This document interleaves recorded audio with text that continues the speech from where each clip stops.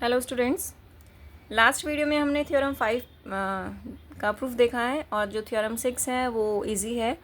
Book में आप देख लीजिएगा, उसका प्रूफ आप इजीली खुद कर सकते हैं, तो इसलिए मैंने उसको यहाँ पे नहीं प्रोवाइड करवाया है।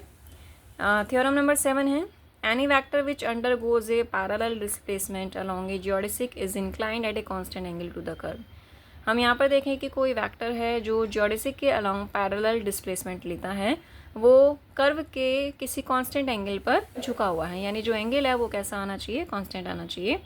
ए आई बी यानी vector which undergoes a parallel displacement along geodesic curve C. ये डेफिनेशन है पैरेलल वेक्टर की, अभी आपने देखा। मैग्नीट्यूड की डेफिनेशन यहाँ पढ़ चुके हैं, तो मैग्नीट्यूड यहाँ पर क्या हो जाएगा, कांस्टेंट हो जाएगा, क्योंकि ये जब जीरो आ रहा है तो डेफिनेटली इसका डिफरेंशिएशन जीरो आ रहा है, तो डेफिनेटली कि वो क्वांटिटी कांस्टेंट होगी। T I unit tangent vector है, अभी आपने रिजल्ट पढ़ा ही है। थीटा एंगल है ए आई और टी आई के बीच का at any point of the curve, ये डेफिनेशन आपने लगा दी। इसका डिफरेंशिएशन किया एस के रिस्पेक्ट में, then we obtain this result. इसको आप लिख सकते हैं del by del S.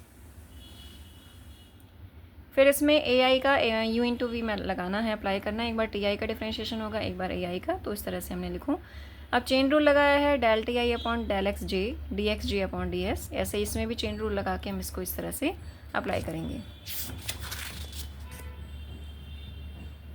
A I T I comma T J D X I, ये रिजल्ट फाइनली हमें मिला। तो ये क्वांटिटी ज़ीरो आ रही है, ये क्वांटिटी ज़ीरो आ रही है, तो फाइनल रिजल्ट क्या मिला हमें, ज़ीरो। ए ज़ीरो नहीं है, ये मैग्नीट्यूड ज़ीरो नहीं है वेक्टर ए का। सो ज़ीरो क्या होगा, D by D S cos theta equals to zero. अगर किसी का डेरिवेटिव ज़ीरो, इसका मतलब वो कांस्टेंट हो गया, यानी थीटा क्या हो जाएगा, कांस्टेंट। नेक्स्ट थ्योरम है, angle between two non null vectors remains constant while both undergo parallel displacement along the same curve. आपको दो नल वेक्टर्स यानी दो नॉन ज़ीरो वेक्टर्स लेने हैं, उनके बीच का जो एंगल है वो कांस्टेंट रहेगा, जबकि दोनों पैरेलल डिस्प्लेसमेंट लेते हैं along the same curve. Theta आपने एंगल लिया दो वेक्टर्स के बीच में, ए आई और बी आई। ये दिया हुआ है कि नॉन नल वेक्टर यानी नॉन ज़ीरो वेक्टर है। Then A B cos theta, ये डेफिनेशन हम पहले ही पढ़ चुके हैं। इक्वेशन फर्स्ट को डिफरेंशिएट किया टी के रेस्पेक्ट में, then A B D by D T cos theta and G I J del by del T A I B J. इसमें यू इंटू वी का मेथड हमने लगाया है, एक बार ए आई का डिफरेंशिएशन, एक बार बी जे का डिफरेंशिएशन। फिर इसमें चेन रूल अप्लाई किया, del A I upon del X K D X K upon D T and B J. इसी तरह से इसका लिया A I del B J upon del X, यानी इस पर चेन रूल अप्लाई किया है। यहाँ से इसको हम लिख सकते हैं ए आई कॉमा के कोवेरिएंट डेरिवेटिव के डेफिनेशन से, और इसको लिखा जा सकता है B J comma K. A I and B I both form field of parallel vectors, तो डेफिनेशन से ये वाली क्वांटिटी ज़ीरो हो जाएगी। फिर से ये वाली क्वांटिटी यहाँ ज़ीरो होगी, then we obtain result zero. A और बी दोनों नॉन नल वेक्टर हैं, तो इनका मैग्नीट्यूड ज़ीरो नहीं होगा। So D by D T cos theta equals to zero and we conclude that theta equals to constant. इसका मतलब है कि जो एंगल आप ले रहे हैं दो नॉन नल वेक्टर्स के बीच का, वो कांस्टेंट रहेगा।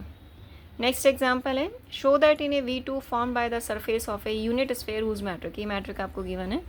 The vector A I whose components are 1 0, यानी ए वन की वैल्यू हो गई 1 और ए टू की वैल्यू आ गई 0 at the point phi equals to 0 on a small circle. Small circle का इक्वेशन है theta equals to alpha on parallel propagation around the small circle its the vector. हमें ये रिजल्ट फाइंड आउट करना है, which is different from the original vector 1 0, जो 1 0 से अलग आएगा। और आपसे ये भी पूछा है कि अगर हमें alpha equals to pi by 2 लेते हैं तो क्या रिजल्ट हमें मिलेगा।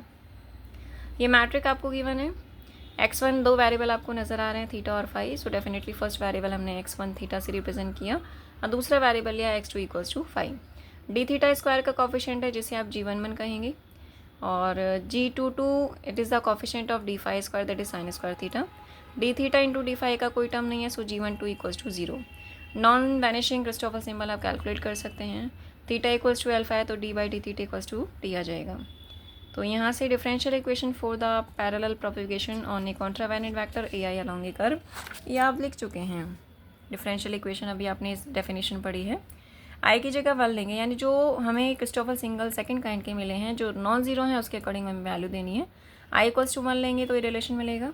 अब हमें नॉन जीरो कब मिल रहा है, जब जे इक्वल्स टू 2 है और के इक्वल्स टू 1 2 है। तो जे इक्वल्स टू 2 तो दोनों में आ गया, यानी जे इक्वल्स टू 2 के इक्वल्स टू 1 लेंगे तो ये पेयर बनेगा।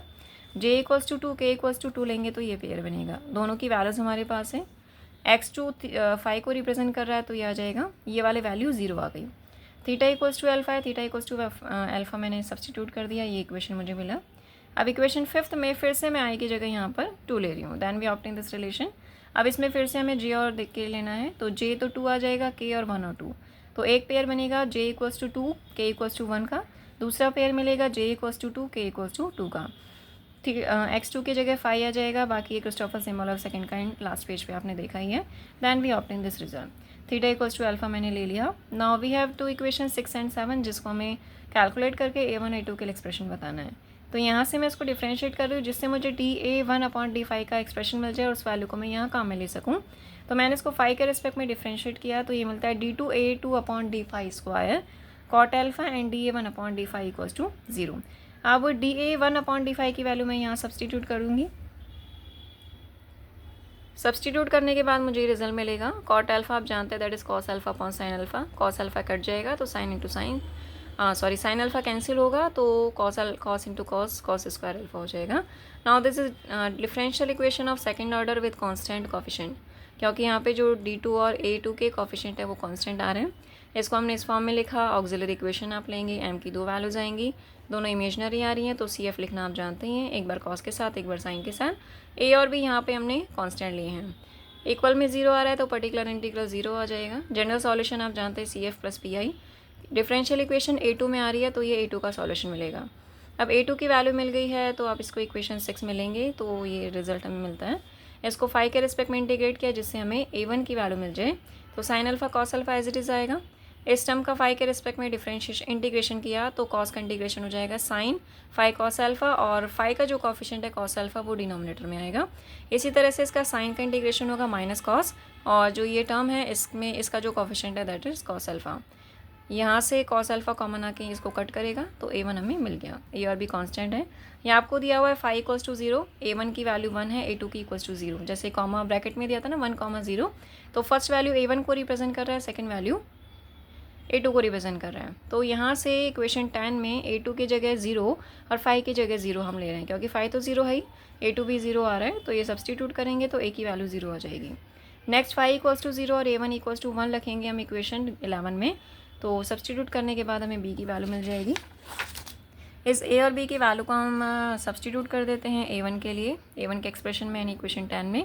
a1 a2 मिल गया तो कंपोनेंट ये तो हो जाएगा फर्स्ट जो a1 को रिप्रेजेंट कर रहा है, ये हो जाएगा a2। दोनों को मिला के क्या कहेंगे कि ये ai के कंपोनेंट्स हैं। अगर आप 5 इक्वल्स टू 2 पाई लेते हैं तो ये रिजल्ट मिलेगा जो 1 0 से डिफरेंट है। क्वेश्चन में कंडीशन दी हुई है अल्फा इक्वल्स टू π/2, तो cos 0 minus sine 0 that is obtain 1 0, यानी वापस से हम इस ओरिजिनल वेक्टर पर आ जाते हैं। नेक्स्ट एग्जाम्पल है, ये भी एग्जाम्पल 12 के जैसा ही है। इसमें मैट्रिक आपको गिवन है। मैट्रिक ये लिया, 2 वेरिएबल आ रहे हैं u और v, तो x1 हो गया u, x2 हो गया v, g11 equals to 1, g12 यहाँ पे du इंटू डी का टर्म आपको दिया हुआ है, तो इसका कोफिशिएंट आ जाएगा लैम्डा, 2 लैम्डा है लेकिन g12 g21 इस तरह से मिलता है, तो ये हाफ हो जाएगा इसका कोफिशिएंट, एंड डी स्क्वायर का कोफिशिएंट 1 है तो ये g22 की वैल्यू मिलेगी। यहाँ पे g12 नॉन ज़ीरो आ रहा है। अब तक जितने भी क्वेश्चंस हमने सॉल्व किया उसमें g12 0 आ रहा था, तो इस डिटर्मिनेंट की हमें ज़रूरत नहीं थी, लेकिन यहाँ पे g12 मिल रहा है, नॉन ज़ीरो है, तो हम इस डिटर्मिनेंट को यूज़ में लेते हैं। सारी वैल्यूज पुट करेंगे तो ये आ गया। अब हमें GIJ लेना है। ये तो कॉन्ट्रा में है, कोवेरिएंट में है, ये कॉन्ट्रा वेरिएंट है, फंडामेंटल टेंसर है, so we have to use this formula. g11 क्या रिप्रेजेंट कर रहा है, g11 का कोफैक्टर, यानी इस 1 का कोफैक्टर कैसे निकालेंगे, ये रो एलिमिनेट हो जाएगी, ये कॉलम एलिमिनेट हो जाएगा, सो लैम्डा मिलेगा। ये वाला और ये दोनों हट जाएंगे तो 1 बचेगा, और g कितना है 1 माइनस लैम्डा स्क्वायर। इसी तरह से हम g22 g12 ये कैलकुलेट कर सकते हैं कोफैक्टर निकाल करके। Christoffel symbol of second kind आ जाएगा। ये डेफिनेशन है, इसमें i इक्वल्स टू 1 लेंगे जैसे लास्ट क्वेश्चन में लिया था, i इक्वल्स टू 1 लिया, फिर पेयर मिलेगा j equals to 1 k equals to 1 j equals to 2 k equals to 2। यहाँ हम देख सकते हैं कि दोनों या तो 2 2 हैं या दोनों 1 1 हैं, तो पॉसिबिलिटीज़ क्या हैं, j इक्वल्स टू 1 के साथ k इक्वल्स टू 1 और k इक्वल्स टू 1 के साथ j इक्वल्स टू 2, यानी दोनों की वैल्यू सेम आएगी, j और k दोनों की वैल्यू 1, j और k दोनों की वैल्यू 2। सारी वैल्यूज़ हमारे पास हैं, वो हम सब्सटीट्यूट कर देंगे।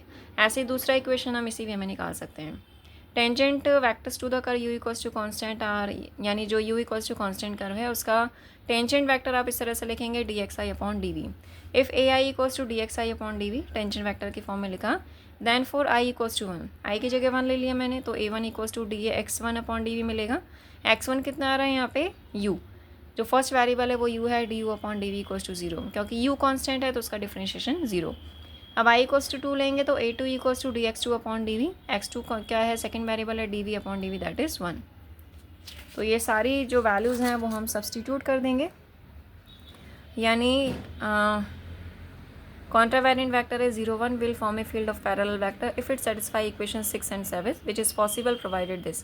अगर ऐसा है तो इक्वेशन 6 और 7 को सेटिस्फाई करेगा। यहाँ पे लिया इक्वेशन 6 है जिसमें मैंने a1 a2 को सब्सटीट्यूट कर दिया।